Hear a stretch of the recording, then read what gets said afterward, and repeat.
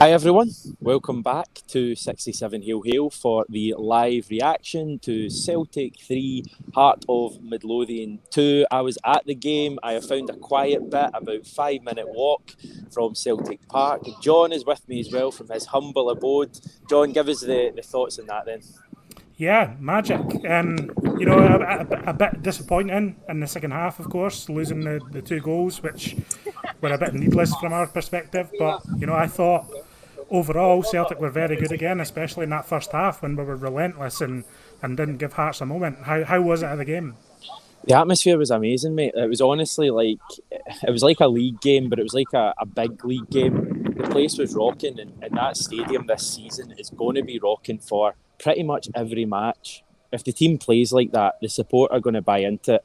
If this was a half-time reaction, we would both be absolutely buzzing because I don't know how you feel, but that first half was exceptional. I just thought we were relentless. Every single time the ball went out of play, we were retrieving it. We were getting the play going straight away. Hearts completed, I think, about 2 passes in the whole half. We were all over them. It could have been 3 or 4.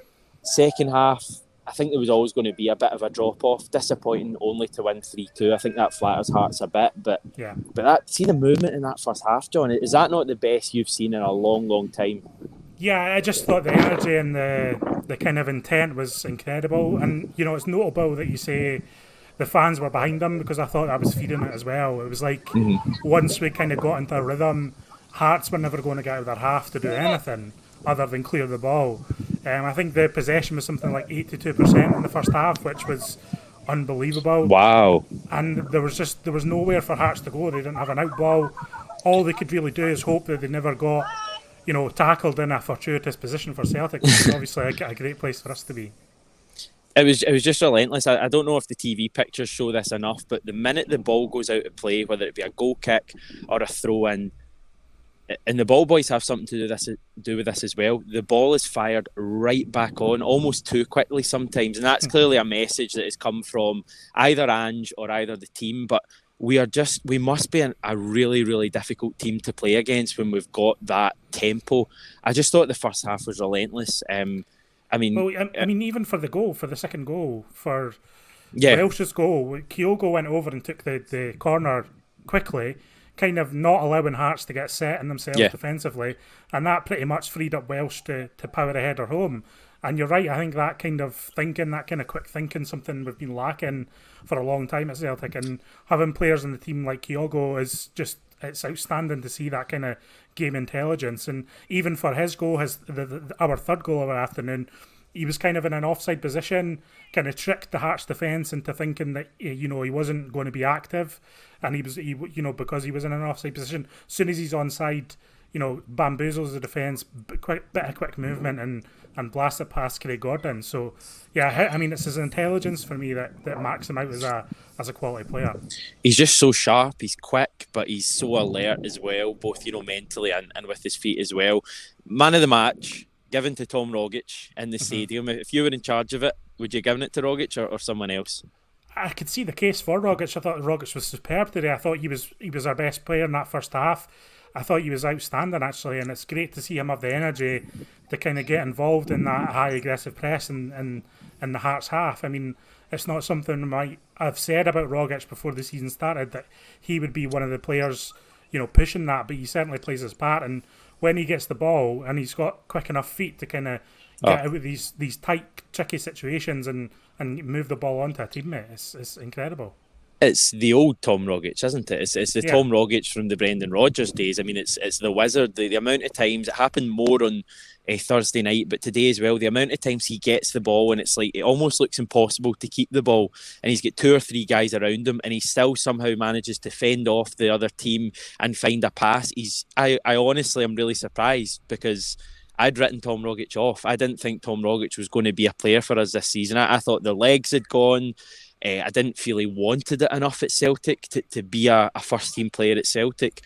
I don't know what Ange said to him over the last couple of weeks, but I think that's 3 games in a row now that Tom Rogic has been really, really impressive. And as I say, I'd written him off. I didn't have Tom Rogic as being a Celtic player this season that we could depend on. And suddenly, it's the old cliche, but it's like a new signing for us. I just thought he was excellent today. I mean, someone said to me on Twitter that he's finally come back from the World Cup, and that's kind of, you can kind of see what I mean. Like, he has been missing for a few years now, and he was nowhere under Lennon. I mean, in a best case scenario, we're talking about getting a few million for him and moving on. In a worst case scenario, he was just forgotten about for large periods of the year, for months at a time. We wouldn't even hear of Tom Rogic, never mind hope to see a good performance from him. But if he's back and eager to play a part, then I'm all for it, because as you know, I love Tom Rogic when he's on top form. I can verify, everyone, that John McGinley is the founder of the Tom Rogic CSC, and that goes back to 2016, I think. In fact, before then. I've got a contender for me who was even better than Rogic today. And I don't know if this is just, me getting ahead of myself or whatever, but I thought David Turnbull today was absolutely brilliant. I just thought every time he got the ball, he moved it quickly. He just doesn't give the ball away at all. He really protects the ball so well, and the same goes for a few players in that midfield. Rogic has started protecting the ball well. McGregor has always protected it well. And Turnbull today, I just thought was absolutely outstanding. This is a guy who I think a lot of Celtic fans were a wee bit concerned about a couple of weeks ago. Could he buy into the Ange way of playing? Could he be a player for Celtic this season? I think he's answered that over the last 2 or 3 games. I just thought he was exceptional today, and the way he moved the ball, as I say, every time he gets the ball, he's already looking before he gets the ball. He's already looking at his next pass, and I just thought he was outstanding. What about Eduard? I mean, what was the reaction to his performance in the stadium? Because from where I was watching at home, I thought he was one of our outstanding players. I thought he looked far more like the Eduard of old that we've seen, and I thought he really benefited from having a player like Kyogo in and around him, kind of always alive, always making the ball alive in that final third, and he looked up for it for me today. Do you think he's going to stay? I think he might see out his contract. I mean, I wouldn't be surprised if. I mean, by all accounts, he's looking for a hefty wage, and he's probably got a better chance of getting a better wage if he leaves on a free contract. And I mean, I think Celtic, if they would be desperate to be trying to sell him at the moment, if they didn't, if they weren't somewhat happy with that situation. Obviously, I think it might be preferable for us if we get something like 15 to 18 million pounds for him. Yeah. But if he stays for a season and gives his best and plays like he did today for the majority of matches, then he's going to play a massive part in helping us towards silverware. And for me, I'm all about the glory, Hamish. I don't really care about the money. So if he does walk away from the club, I just hope that he goes out battling like he did today. I think, some people maybe think that, or have the impression that if we sell Eduard, we're much more likely to, spend money this summer. I've never really got that impression from Celtic. Obviously, If we keep Eduard, we wouldn't really need to sign another striker. I know we've been linked with Henry or Henry, the French boy playing in Belgium, but we obviously wouldn't need him if we had Eduard at the club. And I don't know. I just think if Eduard's going to buy into it like he did today, I thought he was exceptional. I thought his build-up play was really good. That first goal was just, I don't know, it was just a thing of beauty, that first goal. The movement from Kyogo, the pass with the outside of the foot, James Forrest with the ball back. It was just a brilliant, brilliant goal. The type of goal you wouldn't have seen Celtic score last season at all. Quite similar to Kyogo's first goal against Dundee last week in terms of the ball in and the finish into the far corner first time. I just thought that was an exceptional bit of football, and obviously the second goal as well is made by Eduard. Eduard and Kyogo, just both really, really intelligent players, and if those two are both buying into it as they seem to be today, that's going to be a frightening duo. As much as I don't think they would play up top together, it's the combinations around the pitch are frightening. And when you think, John, Abada wasn't there today. James McCarthy, is a player who I think will be a starter for Celtic. We need a right back. I thought Ralston was good again today, but we still need a right back. And, arguably a centre back as well. This Celtic team still has a long way to go, and I think that's where a lot of the enthusiasm comes from. They can see the start of something here, but who knows how good this Celtic team could be. Yeah, I mean, if anyone's wondering about the Ryan Christie situation, there's a bit of concern that he might have missed the game because of a transfer reason. We know that he's got a contract running down. Ange said before the game he was just carrying a knock from the Jablonec game on Thursday night, and that he was sitting this one out, probably been rested for the AZ Alkmaar game midweek. How are you feeling about that match, Hamish?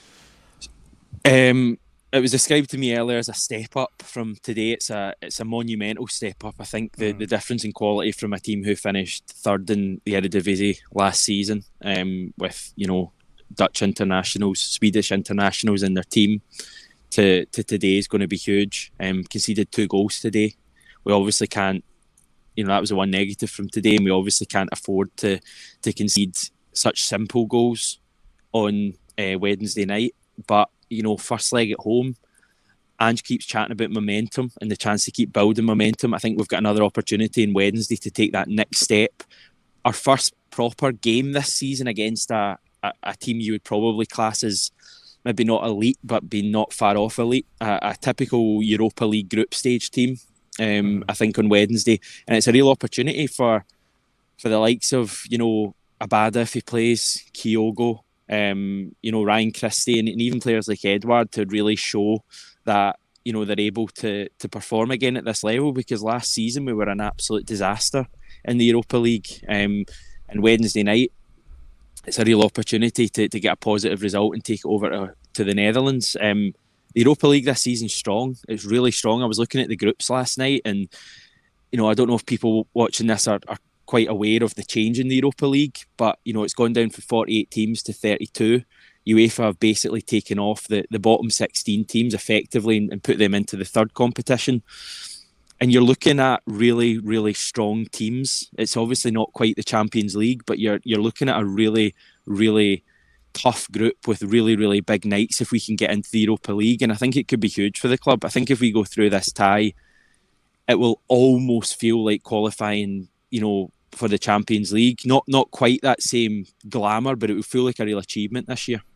Yeah, no, I do agree. I think it would be a very strong marker of progress if we manage to put away AZ Alkmaar. I mean, as you say, they're not going to be easy, and I do think we need a couple of goals before we go over there, because I'm still a bit concerned about that defence, especially in a kind of heavy Dutch atmosphere against a good Eredivisie team. I mean, that would be, I feel like we might struggle over there. But I'm confident of bringing the game to them on Wednesday night, and I think we can get a couple of goals against them. So it depends how much we can kind of restrict their chances and not give away silly goals. I mean, the Karel Starfelt mistake today was a real disappointment. He didn't cover himself with glory with that penalty. So hopefully we can just kind of cut out mistakes like that, and it's badly needed. Can we go Andy Halliday section? Whipped off at half time once again. Was there any reasoning given on TV for why he was whipped off? No, I never heard anything. What I think happened was, obviously Hearts were just completely blown away in that first half. Yeah. So Nielsen wanted to bring on Ginnelly to kind of give themselves an outball in their half. And to be fair, I actually think that worked in the second half. I thought Hearts were much better. I thought they gave us obviously much more problems. They scored their 2 goals. But it was obvious straight away that they just had a bit more attacking intent and a bit more of a way to kind of give us a problem in our own half. I mean, Halliday was brutal today. He was awful. What about Kyogo absolutely having him? Smashed him, yeah. It was outstanding. But he was just completely overwhelmed in that first half. I don't think he knew what hit him. I think he really wilted in the atmosphere as well. So, I hope Andy Halliday's having a good Sunday. Thoughts on Craig Gordon getting a bit of treatment from the Celtic fans? How do you feel about our invincible legend not being our favourite? I mean, I don't mind Craig Gordon. I mean, I quite like him. I don't have anything against him. But it was funny that a lot of people were kind of crediting him as the answer for Celtic, and we should never have let him go. I don't know if you've seen the angle, Hamish, but he completely messed up for the third goal. Yeah, Kyogo's shot goes right through his arms. He probably should have saved it. So he was let go from Celtic and ended up not being Celtic's number one because of a few howlers. I mean, he wasn't bombed out of the team for nothing. So it was quite pleasing that narrative's finally completely dead.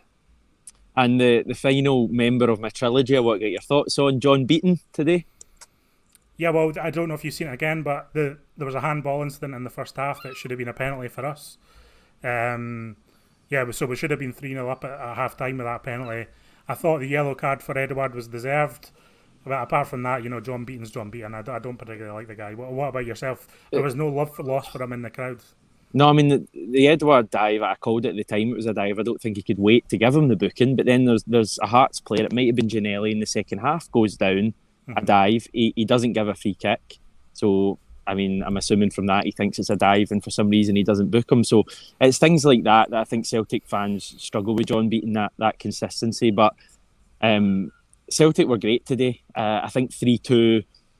We'll maybe have folk coming away from the game not feeling quite as good as they would if it had finished 3-1. But at the end of the day, the final goal was completely immaterial. We went through. That's all that matters. I don't know if the draw's been done yet, John. Maybe you could double screen it and see if something's happening. But I'll have a wee look while you're chatting, Hamish. But I just thought Celtic were absolutely excellent today. The atmosphere, I keep going back to it. Like today was a League Cup game. I know fans have been away from Celtic Park for a long time. And I know that will add to, the joy and the feeling of being back. But I just thought the atmosphere today, especially in the first half, like that stadium is going to be rocking this season. Yeah, no draw, unfortunately, so we'll have to wait on that one.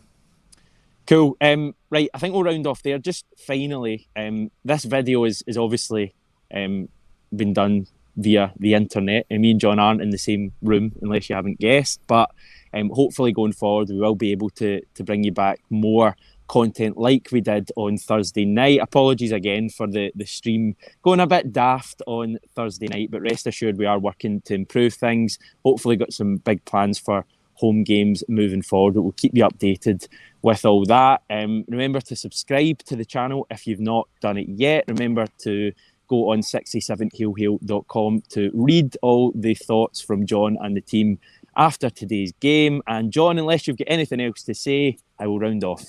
No, that's everything, Hamish. Glad you enjoyed the game, and hopefully we get a result on Wednesday night. Defo, thanks everyone for watching. Take care, and hail hail.